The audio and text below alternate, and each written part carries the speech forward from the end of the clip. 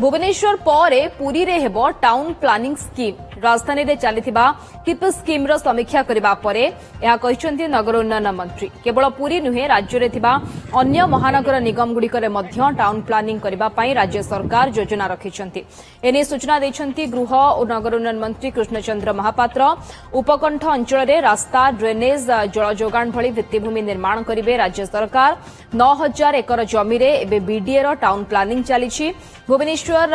TP scheme planning site को जाई project को देखिबा सहित 4टी टीपी देखिसंती विभागीय मंत्री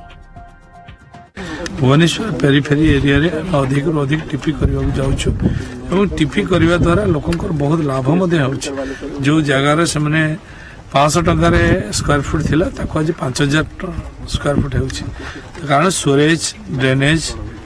रोड एवं इलेक्ट्रिसिटी केबुलिंग करके फेरी दि तेणु यह प्रकार 60% जमी से पाइले वैल्यूएशन दृष्टिकोण बहुत अधिक पाँच लोक मैंने उपकृत होती टाउनशिप बढ़ुची लोक अधिक अधिक रहा जगह निजे घर कर सुविधा पाई आम चेष्टा करूँ अधिक अधिक घर करके लोक जगेदेबू।